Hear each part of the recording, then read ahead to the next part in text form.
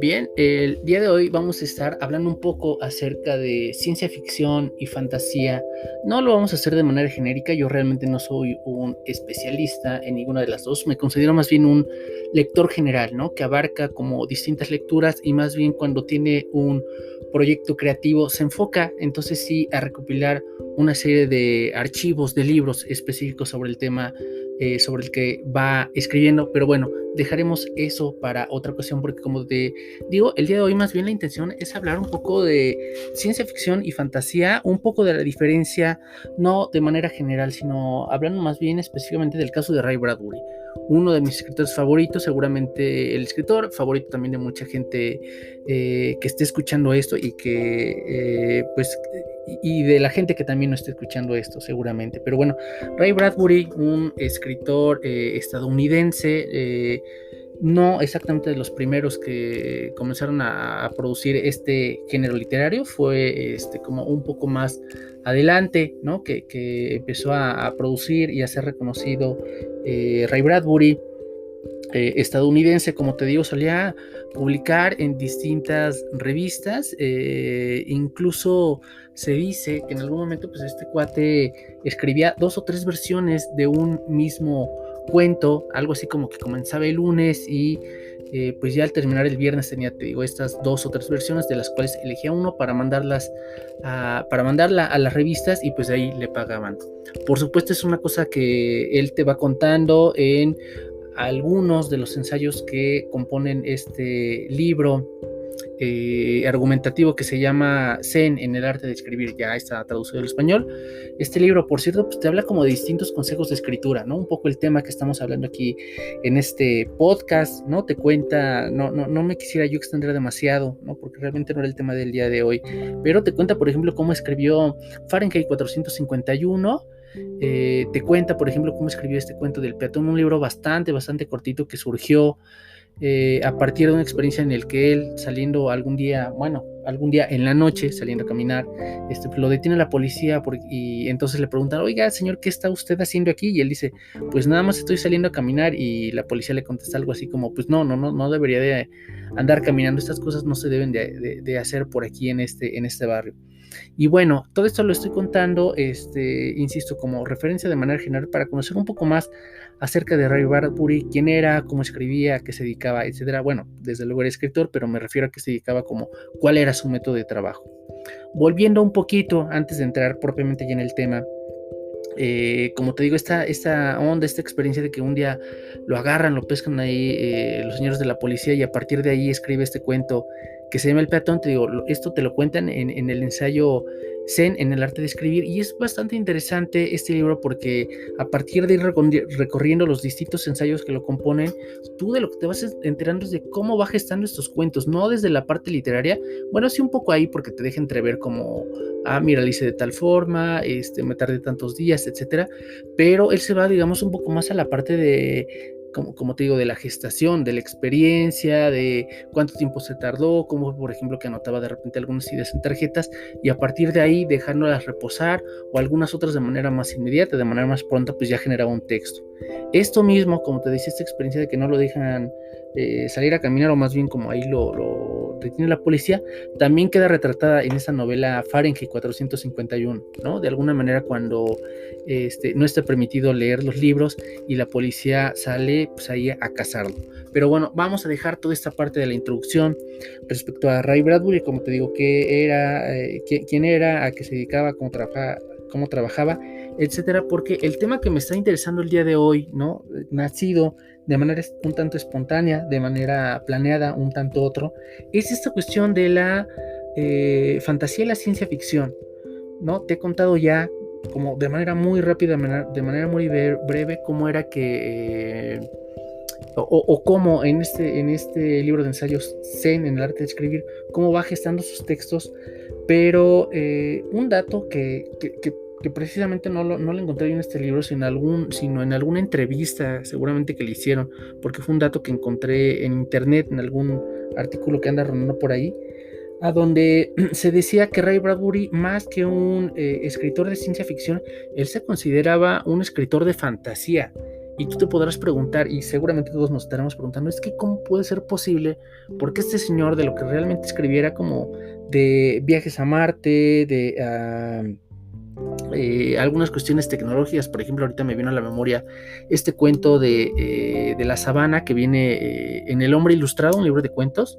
Esta primera historia, ya sabes, de un hombre que está tatuado y cuyas imágenes van cobrando vida, y que estas imágenes que van cobrando vida obedecen o son el reflejo de la existencia de las personas, cómo viven, cómo se desarrollan y cómo mueren, y por eso nadie lo quiere, y además lo andan corriendo del trabajo a cada rato, porque a sus jefes desde luego no les gusta ver qué es lo que va a ocurrir en sus vidas. Pero bueno, este es el prólogo de El Hombre Ilustrado, y como te digo, La Sabana, que es el primer cuento que compone este volumen de historias, pues trata precisamente no de un viaje espacial. Sí hay algunas historias de viajes espaciales dentro de este libro, pero esta historia en particular habla sobre una casa del futuro, una casa moderna en la que unos niños tienen un cuarto especial en el que todo aquello que se van imaginando cobra vida, por lo menos de manera digital, digamos, o de manera virtual. Es decir, como los niños se imaginan unos leones y aparecen unos leones ahí. Sin embargo, para no hacerte la cansada y yo también poder avanzar en este podcast del día de hoy, te diré que hacia el final de la historia, estos leones y demás animales que al inicio, como te digo, eran virtuales o digitales, vamos a decirlo, pues se vuelven reales, cobran vida, terminan devorando a los padres, todo esto por un capricho de los niños a los que nunca se les pone un límite, los padres nunca les ponen un hasta aquí, y este capricho termina volviéndose realidad, se comen a los padres y los niños se quedan con el reino de la casa, ¿no? Esto es, por cierto, es una metáfora como precisamente esto de los límites o de la falta de ellos, ¿no? Desde luego aquí está caricaturizado o ficcionado, ¿no? En una historia de ciencia ficción, que como te digo, es una de las especialidades de Ray Bradbury. Pero, ¿no? O lo que nos interesa destacar el día de hoy es que precisamente, ¿no? Con historias como esta, de esta casa que aparece en la sabana, de estos viajes espaciales a Marte, con todo esto, el propio Ray Bradbury, como te digo, no se consideraba escritor de ciencia ficción. ¿Y eso a qué se debe? Yo, por lo menos lo que tengo recorrido como escritor, y aún más, ¿no? O sumado a la parte de escritores, como a la parte de participante, digamos, de distintos talleres literarios, de creación literaria, es que esto tiene que ver con el enfoque que él le da a sus creaciones, es decir, como, digamos, en toda la parte externa de la narrativa de Ray Bradbury, o en mucha de ella, por supuesto que aparecen estas máquinas, estos cohetes, ¿no? Fíjate, ahorita me acordé y tengo aquí apuntado un cuento que aparece en este libro de se me fue un poquito el nombre, Siempre nos quedará París, se me fue un poquito, pero es este libro que habla, que sí, ahí, déjame ir a, voy a ir al buscador, porque quiero que no se me vaya a escapar ahí el título, y estar seguro es Siempre nos quedará París, ¿no? Entonces dame ahí un momento, dame un momento, Siempre nos quedará París, así es, ese es el título correcto. Pero bueno, después de este desliz, como te iba comentando, precisamente en este libro de cuentos aparece una historia a donde un papá le construye un cohete, pero no es un cohete verdadero, sino la simulación de un cohete, o por lo menos en todo, es decir, como toma una serie de materiales de acero y por dentro lo acondiciona para que los niños, para que sus hijos tengan una experiencia de un viaje espacial.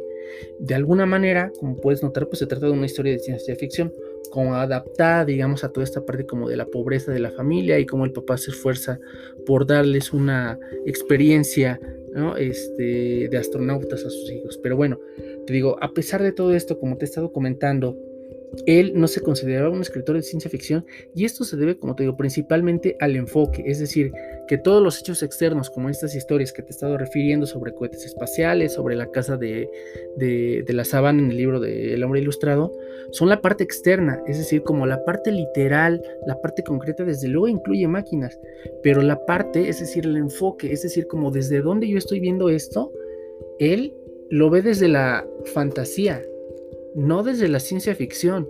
Por eso, por ejemplo, algunos escritores que lo hemos leído a él, de repente cuando estamos buscando referencias de ciencia ficción, no nos anclamos tanto en él, sino en otros autores, Frederick Paul, y demás, ¿no? O sea, Rafael Laferti, el autor que escribió El juego de Ender, ¿no? Es decir, como hay autores, yo no soy, como te digo, tan especialista en ciencia ficción, no sé si alguno de los autores que mencioné antes, más bien como de ciencia ficción dura o ciencia ficción clásica, no sé.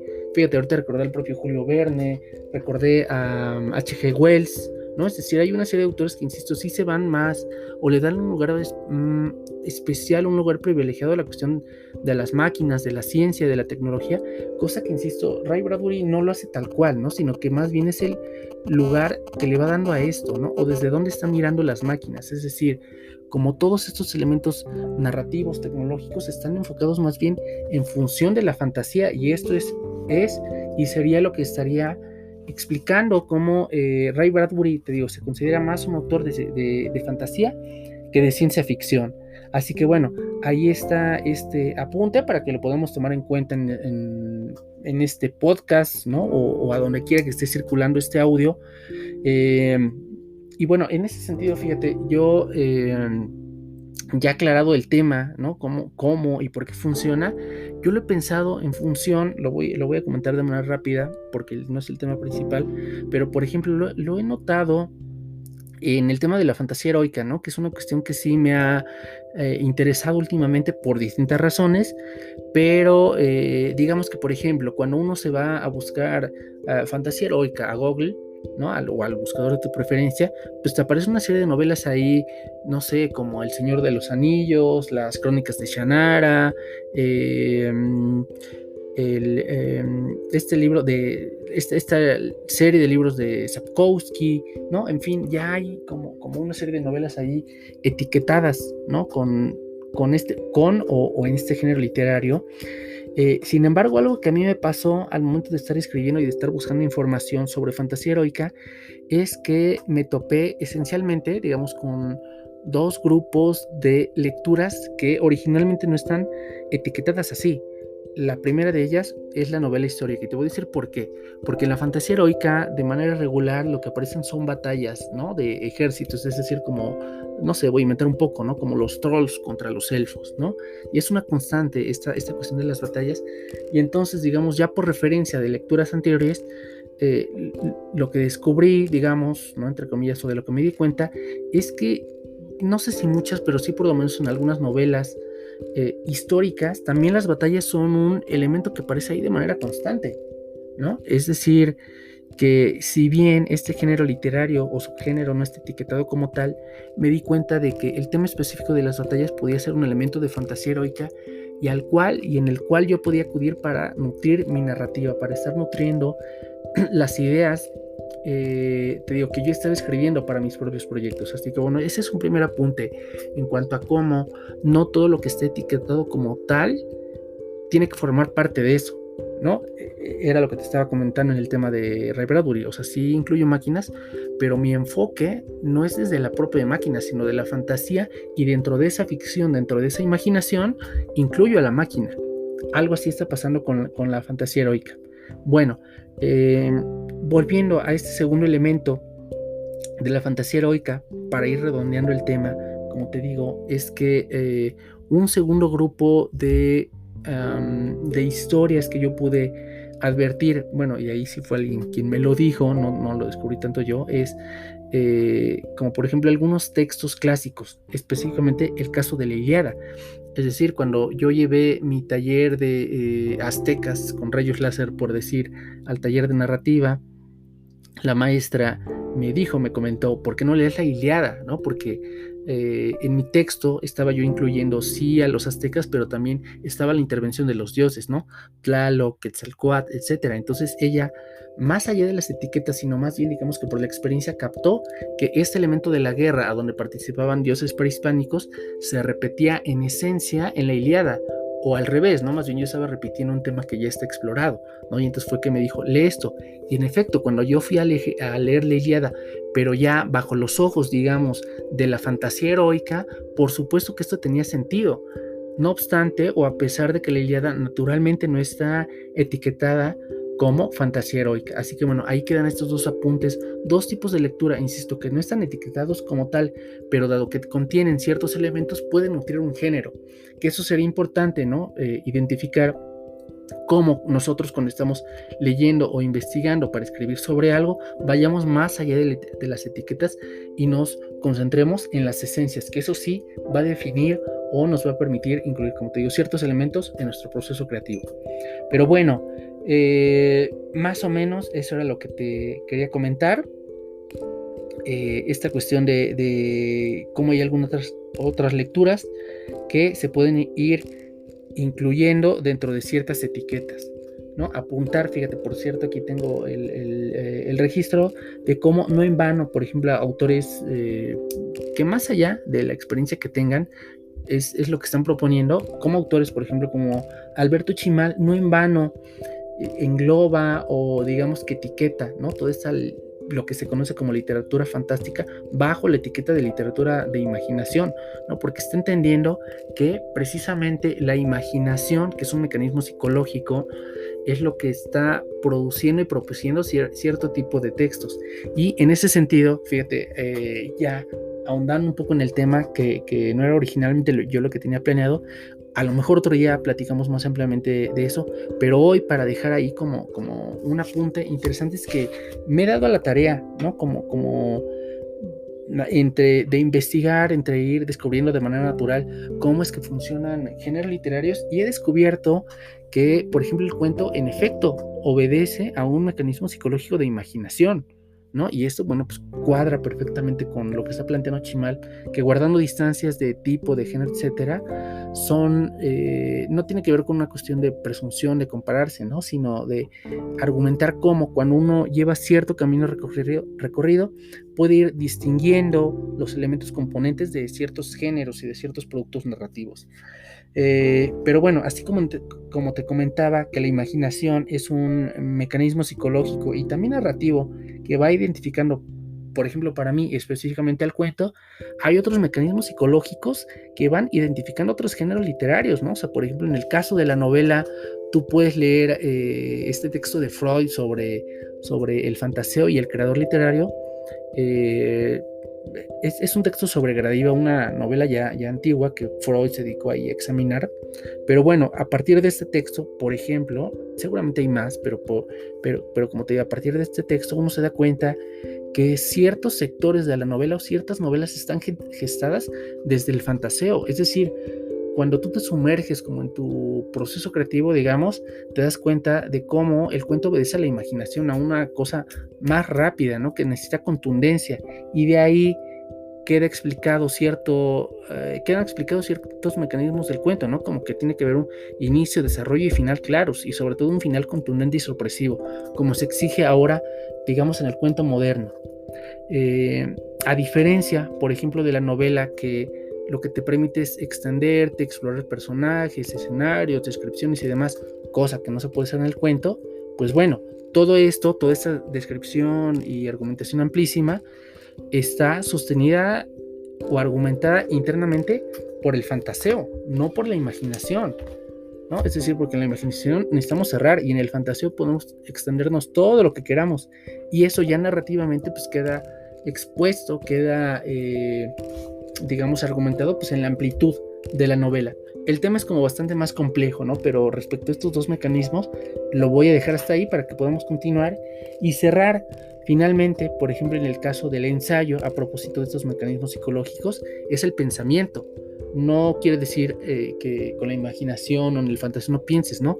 No, o sea, por supuesto que piensas, pero como te digo, el enfoque es distinto. En el caso, por ejemplo, del ensayo, que el ensayo es un texto argumentativo a donde vas colocando, confrontando o exponiendo distintos autores, perspectivas, teorías y demás, lo que necesitas primordialmente es el pensamiento que te permita organizar, argumentar y concluir ideas, ¿no? A partir de todo lo expuesto. Así que bueno, vamos a dejar este podcast hasta el día de hoy. Hemos hablado, como te decía al inicio, de la fantasía, de la ciencia ficción y la diferencia que, por ejemplo, el propio Ray Bradbury argumentaba para sus propios textos cómo se consideraba él más un autor de fantasía, no tanto, insisto, por los mecanismos o por los elementos concretos que aparecen dentro de sus historias, sino tanto más por el enfoque que le daba a ellas, ¿no? Es decir, como incluyo máquinas, ciencia, tecnología y demás, pero todo está enfocado desde la imaginación, desde cómo esto puede jugar, ¿no? Cómo todo esto puede ser un elemento lúdico, y decimos también cómo esto, además de un aporte particular que ya te comenté de cómo para mí sí es la imaginación en efecto lo que está argumentando internamente por lo menos el cuento. Bueno, pues ahí está un segundo elemento, y como un tercer elemento en el caso de Alberto Chimal,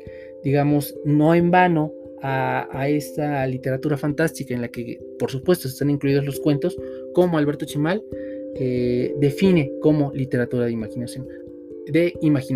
Así que bueno, espero que te haya servido, que te haya ayudado a aclarar o por lo menos a cuestionar o alimentar tu narrativa, tus ideas y toda o que se convierta en una herramienta para tu proceso de escritura. Así que bueno, nos estaremos viendo o escuchando en las distintas redes sociales, en mi página de Facebook, Jorge Sánchez Ginés, aquí mismo en este podcast, desde luego en mi canal de YouTube, a donde también estaré compartiendo este podcast.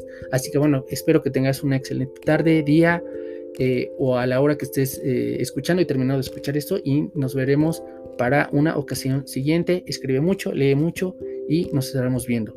Adiós.